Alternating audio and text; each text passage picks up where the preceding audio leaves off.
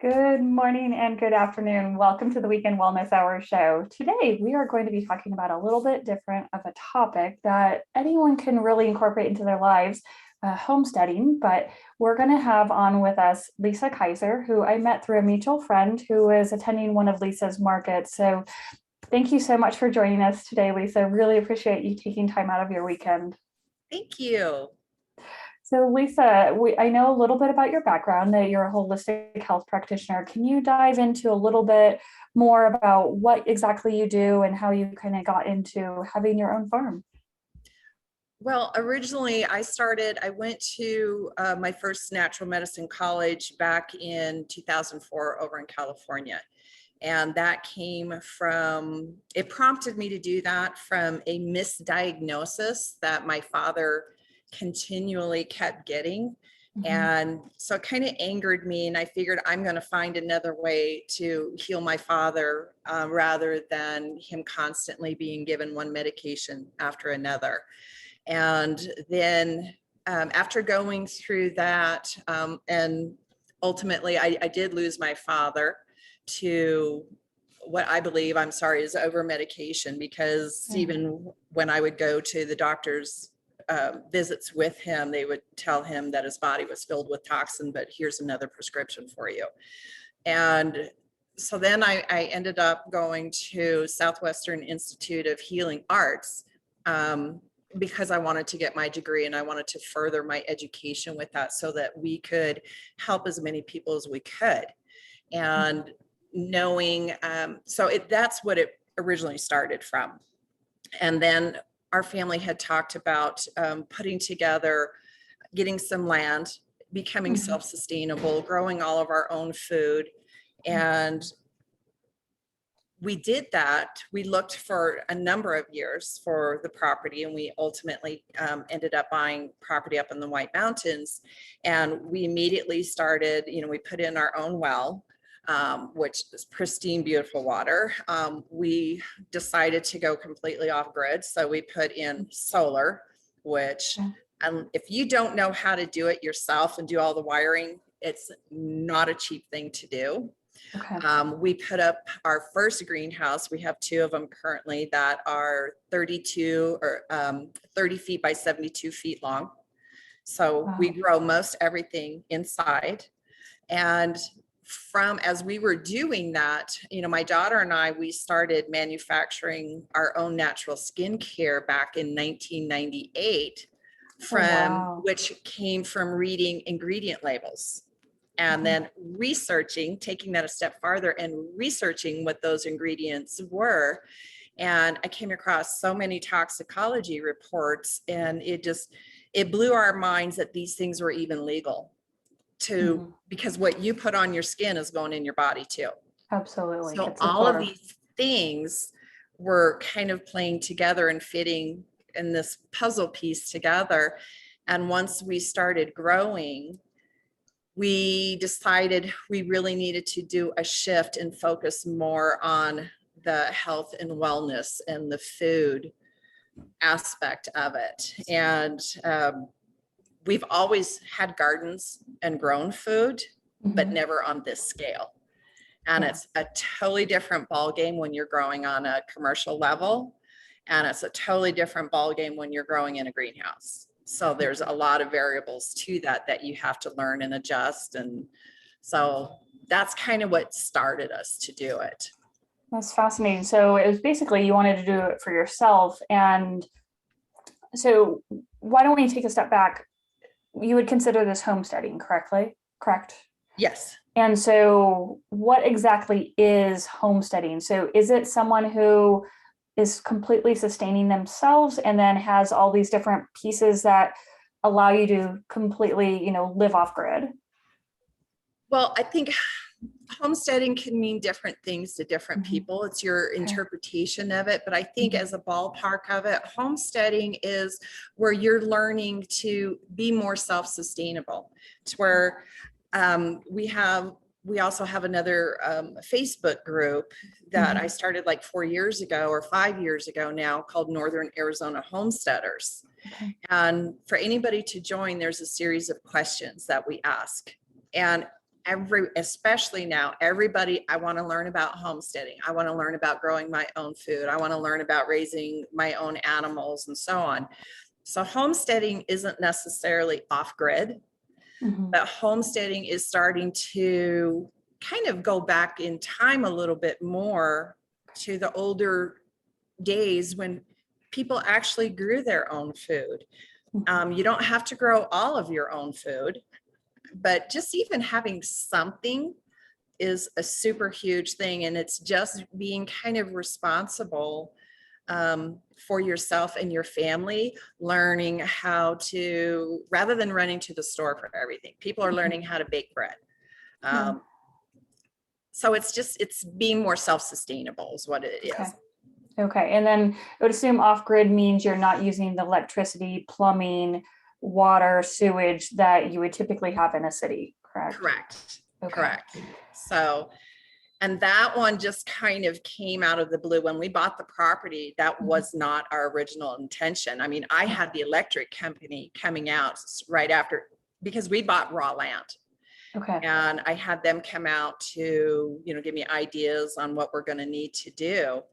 And shortly after we bought it, one of our neighbors in the area got a notice from the electric company that their power was probably going to get shut off because there was a big fire going on up here.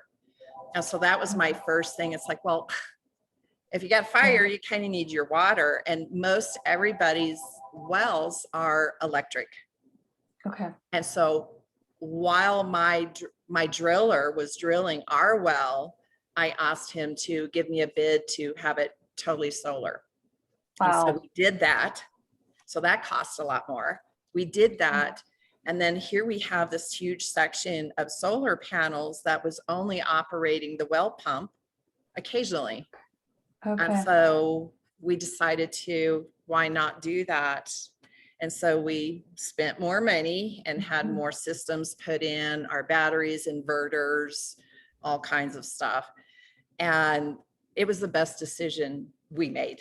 And we just really feel, because now we have all of our own water. We grow our own food. We still go to the grocery store and have to buy stuff. So we're not raising meat right now. Okay. But we're generating all of our own power. Nice. And, we've got cloudy days and stuff. I don't have a huge system, so I have to watch my usage. But, if the grid does go down, we're good.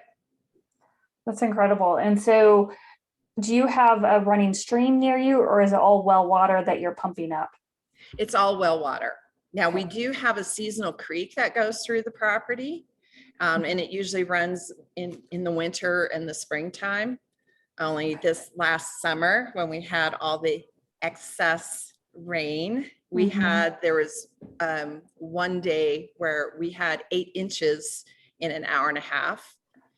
And then, so our generally dry creek bed in the summertime was full, and then a dam up above broke, and we had a flash flood hit us. So there's challenges. Definitely challenges. And so how did you even learn how to do this? Did you attend courses? Is it trial and error? Well, like I said, I've been gardening, backyard gardening, totally different. But I have a lot of determination, and I can be kind of stubborn, and I'm going to do this.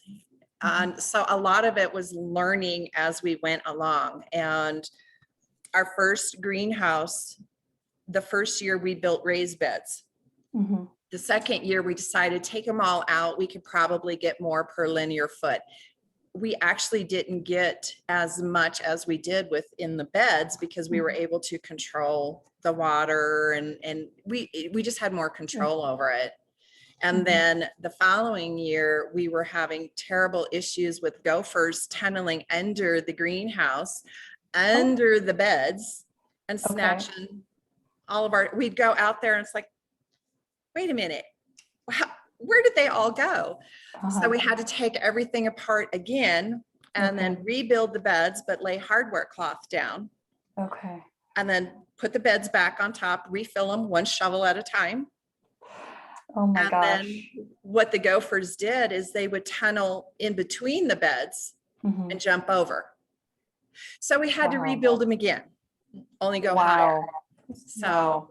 you learn what's Yes. working, what's not. And we had so many people tell us, as far as with the gopher issues, some bazooka bubble gum and, chew that up and the gophers will eat it and die. And it's like, so Part you of, just, yeah, part of being out there in nature is to accept what nature brings you and work around it too, I would imagine. well, you have to work with nature, but you also have to protect your investment in there. So we have a lot of chickens and ducks, and they free range over all the Oh, property. okay. So we have coyotes. We have coyotes, Yeah. we have bear, we have mountain lion, but the coyotes are the biggest problem. And so I do have one larger guard dog, and she protects those chickies and ducks. She doesn't even like birds coming down any, so she chases them off. Wow. And then I have a little dog who thinks she's real big too, and I've got to watch her because she'd be lunch for Mhm. one of the coyotes, because she wants to chase him off also. But I just actually got another pup who is at, let's see, she's going to be 4 months old next week, and she's Mhm. already as big as the big dog, but she's part Great Pyrenees and Okay. yellow lab. Oh, wow. So the other dog is teaching her Mhm. to guard and protect. That's So amazing. That's yeah. amazing. Wow. So when you have these greenhouses, are you doing a winter garden and a summer garden, or because of the greenhouse, you grow certain vegetables all year round? We have stuff growing right now because and this is the first time we have stuff growing this time of year, Yes. because where we're at, we can very easily get below zero. So when people think because you have a greenhouse, it's always toasty warm in there. No, it's not. Yeah. And those are such huge greenhouses. I can't afford to have a heating system in there, especially we're off grid. Mhm. So we have a section that we will section off to do seed starts, and I'll heat that small area to get them going. But you pick and choose what you're going to grow. So right now what we have growing is two different, a green and purple bok choy. I've got two different kinds of kale, spinach, lettuces, garlic, onions, carrots, cabbage, all of the things that are cold hardy. Got it. So I can't grow tomatoes right now in there, but I just started seeding them. So I have to keep those inside, keep them toasty warm, and they won't go into the greenhouse until probably later in March. Okay. But I'll still need to cover them and protect them, because tomatoes, peppers, that they don't like cold. Yeah. So Yeah. That's pretty neat. And then I know I'm into gardening a little bit as well. There's symbiotic relationships and antagonistic. So I know when I was planting a garden, that's something that's really important to know which plant species can be next to each other to help each right, other grow and which ones you want to keep far apart. right. So is that something that you have incorporated in your greenhouses, or does it not matter so much when you have separate beds? No, we do that in the greenhouse Still too. do that. So it's like we will plant with when I plant zucchini squash, Mhm. I get the best cilantro when I plant the Oh, cilantro in with the zucchini, the best I've ever had. really? We will sometimes plant carrots in with our tomatoes. We also will plant in a lot of the beds, we will plant calendula, because calendula help ward off certain insects. And they communicate with each other. Plants vibrate, everything is energy and a vibration, and plants are the same thing, and they respond to you. And I mean, we grow with love. We go out into the greenhouse, and in the mornings when we're out there to water, we talk to our plants and we go, "Oh, look at your leaves. You're so beautiful. Look at this. You guys are awesome." And we have a children's program that's called ELF, ELF, and it's Educating Little Farmers. And I used to be very involved in domestic violence and child abuse prevention. So bullying is a big issue with me. We kind of incorporate that into our ELF program, but without saying bullying. But we teach the children that when you have your plant and you're growing something, they love it when you tell them how beautiful they are and look at your leaves. I said, they will actually grow bigger and stronger and faster. But if you talk to them mean and you tell them how ugly they are, they will wither and die. And so you always want to talk really, really nice to your plants. So we're hoping that kind of transfers into their everyday life too, and just learning how to be nice to people and talk nice, because it does have an effect. Yeah. And I know energy matters for everything. It does. It really does. This is great. So when you decided to pick this location, you're in the White Mountains of Arizona. Was there specific qualities to this area that drew you? Like, did you know that there was, you could build a well and tap into the water source? Like, how do you make that decision? Literally, when we were looking to do this, and it was over a period of years, we literally looked coast to coast. I'm originally from Pennsylvania, so we almost bought a farm back there. Okay. And then we just kind of kept shifting back, and we looked outside Flagstaff. My kids were all saying, well, look here, let's go to Colorado, let's go to Idaho, let's do. And so we did, we looked into all of these things. But what a lot of people are doing, and we're actually going to be starting a podcast on this as well, because I used to be a real estate agent many years ago. Okay. And what a lot of people do, and here's what could be a huge mistake, or a very, very costly mistake. Most everybody wants to get as much land for really cheap. Right. Well, you need to research your area, because you might be able to find a place where you can get 20 acres for $5,000 or make $100 a month payment on it. There's generally a reason why it's cheap. There was a particular parcel I was looking at that was on the east side of Flagstaff. And I decided which was really inexpensive. And you sit and you're thinking, all right, well, I can plant trees, I could, do all this stuff. I decided to call one of the local well drillers. And I told him about this area I'm looking at, what might it cost me to drill a well. And he said, in that area, you're going to be looking at $80,000 to $100,000 to drill a well.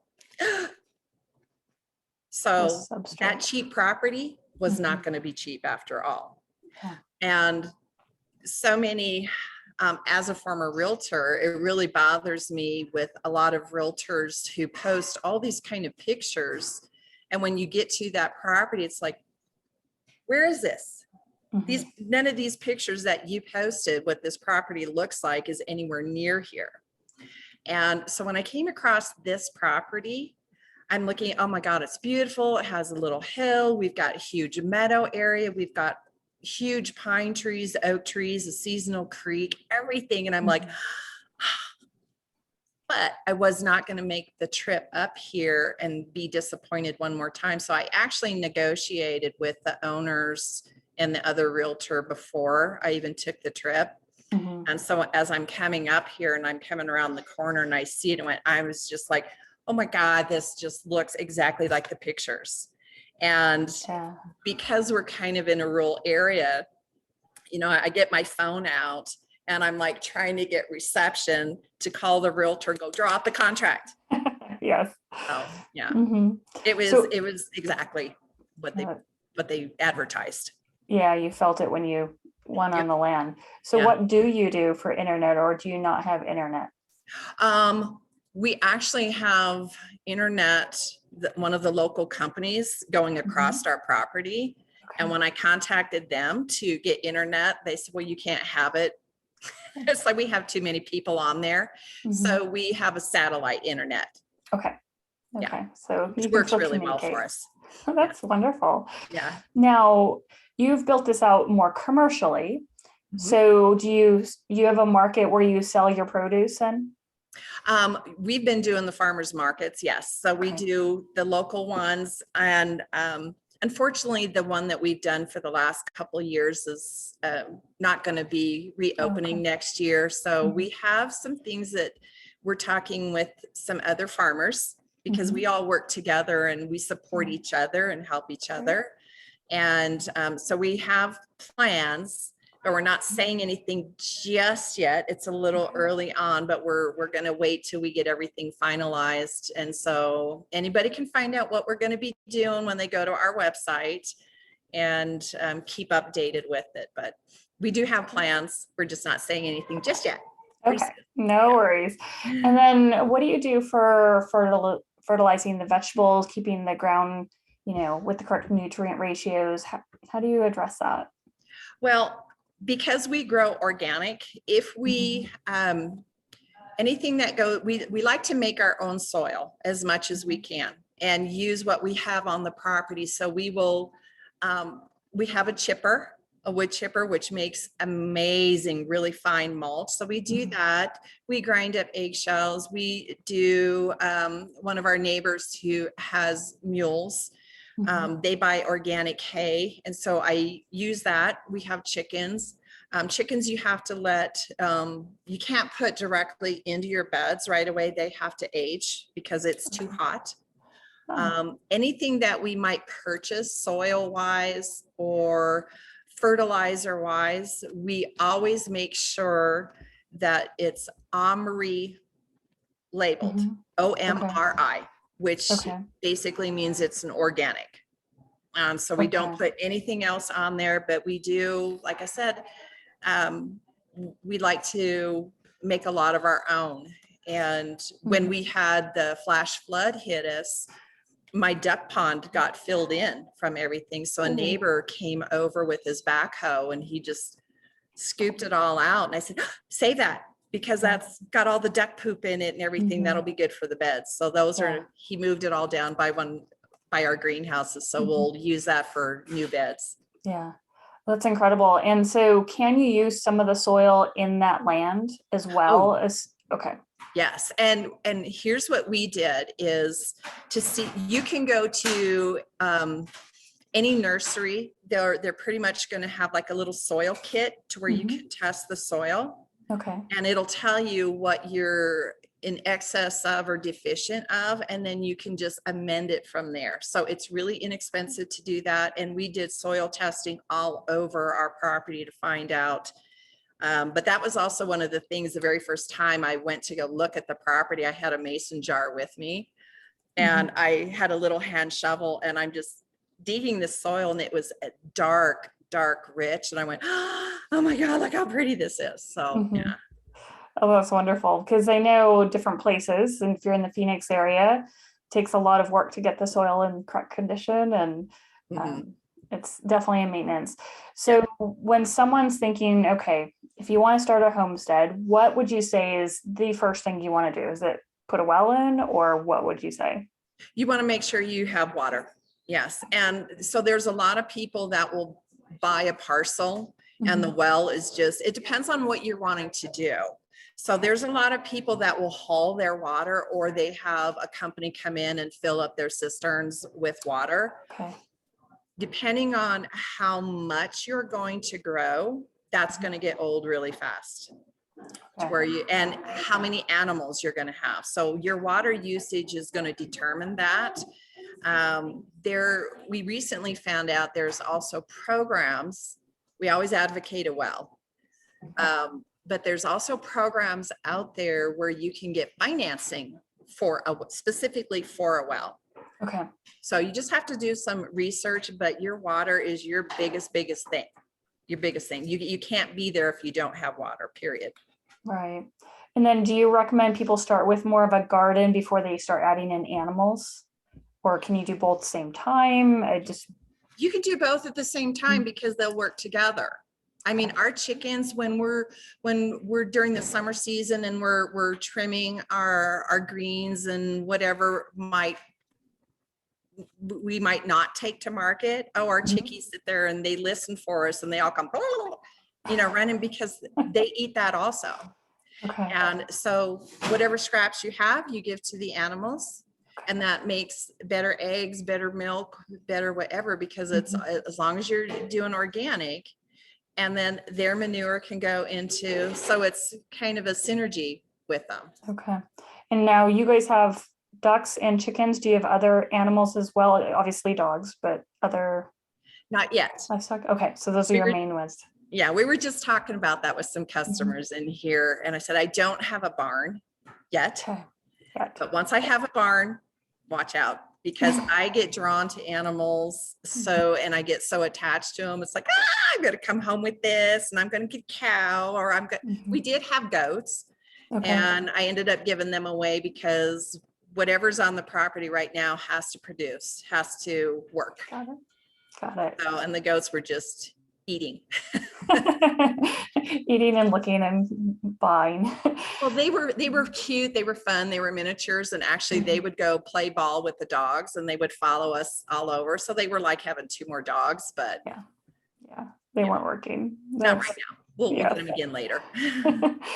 That's wonderful. And so for people getting started, how much land, like if you were going to do like to feed yourself, it's one person, how much land do you approximately need? Is it a whole acre? How much is it for like one person or maybe one family?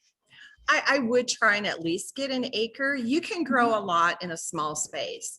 And if you also learn to grow vertical, you can grow that much more. So anything that is vining, I would put trellises up and let them vine up. So rather than them growing out this way and taking up more space, they're doing this, and it's just much more efficient. And can you do that with some of the larger gourds or pumpkins, or more? You can even do that. They can go vertically as well. Oh, absolutely. Absolutely. Oh, wow. And sometimes for the ones that are really heavy, you can do like little netting as they start getting larger. You can get like little holsters for them and attach them to kind of help. But the plants are pretty smart. So they're, for the heavier fruits or veggies, their stems are going to be stronger to hold the weight. Okay. So that's incredible. And then for watering these gardens, do you put in a electric or sprinkler system, or is it all hand watering?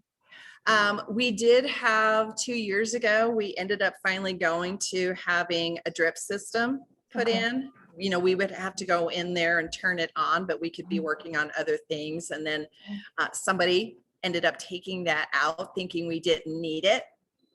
So right now we're back to hand watering everything, but I've got everything for it. So we will be putting our water system back in, but yeah. So then for the size of operation you have, how many people does it take that are working on this full time? Or is this something, because it doesn't sound like something that you can just set up and leave. It sounds like there's definitely some maintenance to it. Oh, yes. Yeah. Right now it's just my daughter and I. Wow. So it's got it. Good thing that we love what we do. And we're very passionate about helping people heal through the education and coming out. And we share a lot with our neighbors too, because I think if you're doing this, and because it is a lot of work, and if you don't have that passion for it, then it's going to become that much more of a drudgery, and it's going to be way more difficult, and it's going to be more stressful on you because you're not going to love it.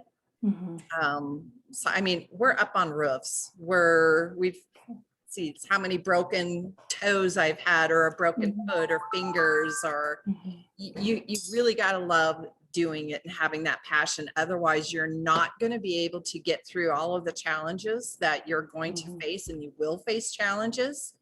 You just got to put your big girl panties on and deal with it and go on to the next thing and just go, you know what? I am so blessed and I'm so fortunate and lucky to be where we are and have this lifestyle, and you just deal with things. I mean, and one of the benefits is you're out in nature for most of your day. And those of us who work inside, you kind of look out your window and think, oh, look how beautiful it is outside, or, look at the snow falling, whatever. So what are some of the other benefits? Because I know playing in soil is actually great for your gut microbiome. So what are some of the other benefits of doing this? Well, sometimes during the summertime, especially when we go into the greenhouse, we'll take our boots off and be barefoot, because the earth has got an energy to it also. And there's terms called earthing or grounding. And you get that energy going through you as well. And we all have certain spots on the property where we just feel this connection. And I have one of those macrame swings that I have set on one of the branches in the trees where I want to ultimately build my house. And I just go out there and I just sit and I rock in this. And we're also looking at working with different schools or different groups to have them come to the property. And we're going to do mind, body, spirit. We'll do different classes and be sitting on the ground and just connecting with nature, because we're all a part of each other. I mean, our chromosomes might have a few different things, which makes a tree or makes a dog or a chicken or whatever, but we are all connected. And the trees and the plants, they communicate with each other. So it's kind of cool. It's pretty neat when you hear about something like an aspen grove and it started from one aspen and there's all these hundreds of trees. And when you realize things like that happen in nature, you can feel that connectiveness. Well, I read an article where somebody was asking, can an oak tree recognize its offspring? So when it's dropping the acorns and another one's growing, can that tree recognize which one came from? And it's yes.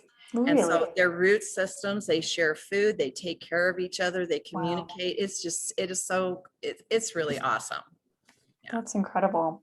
So if people are too busy or they have a job and they can't do something like a homestead, what are some tips that they could incorporate into their daily life to kind of bring nature indoors or their house?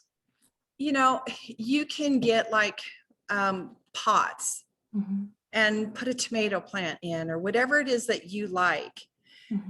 You could put them on a patio. You don't have to have acres of growing something, but I think just the satisfaction of you picking your first tomato that you grew on your trellis, on your back patio, or your little deck that you have. Even if you're in an apartment, you usually have a little deck out there. Have something and communicate with that too, and just go, oh, good morning, how are you? Are you having your coffee sitting out there? Because it's healthy for you too. So just start a little bit at a time. Start with one thing and then move to two things, and just keep adding. And again, growing vertical, you can do a lot of stuff.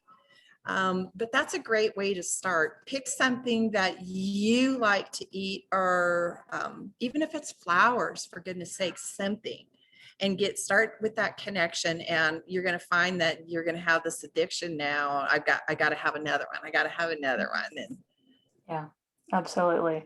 This is wonderful. And so how can people learn more about your farm? They can go to our website, which is pinedorafarms.com. Okay. And I will tell you, our name came from, the movie Avatar. I don't know when that first came out, but I didn't watch it. I wasn't interested in watching it because I thought it was just a cartoon movie about blue people. And it wasn't until after we moved up here that my daughter, we were sitting down for dinner and she's like, no, Mom, you really got to watch this. I was blown away by it and just thought, this is exactly what we're about, the communication with nature and respecting that. And plus I thought the planet Pandora was super cool and I wanted flying dragons and everything else. And she goes, well, you know, Mom, since we're living in the pine trees, why don't we call it Pinedora instead of That's cute. Pandora? So it's PinedoraFarms.com. Very Have cute. a lot of information. So that's kind of how we Great. came about. That's wonderful. And so people can reach you through that website as well, correct? Yes. Awesome. Yes. Wonderful. Was there anything we didn't cover about homesteading that you would like to share? We kind of went through a lot of different topics. You know, we love to advocate homesteading. I think, you know, technology is wonderful. We're able to do this through Yes. that.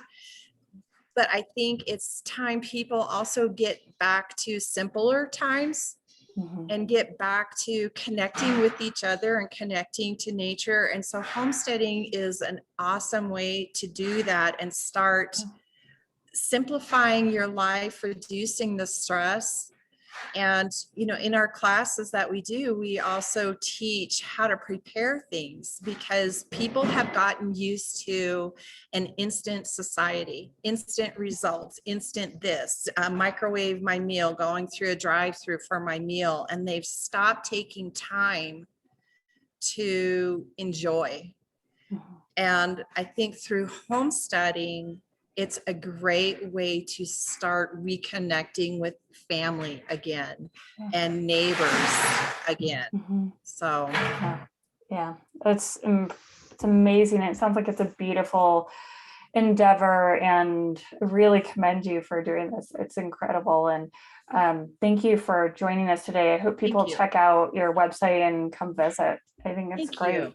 Can't wait to see how you develop it even more. And, you know, feel free to write to us, get a hold of us, ask any kind of questions. We love that. And that's why we have the educational programs, because we want to share and help other people learn how to do things too. I mean, my grandbabies are just small, but they know how to make their own pasta. They know how to make their food from scratch and make tomato soup from our tomatoes. And they know how to do this stuff. So I think we need to get back to that time. Yeah, very self-sufficient. It's incredible. Yes. So, well, thank you so much for joining us today. Have a great rest of your weekend. Thank you all as well. Thank you. Take care. We'll see you guys again next weekend. Bye now. Bye.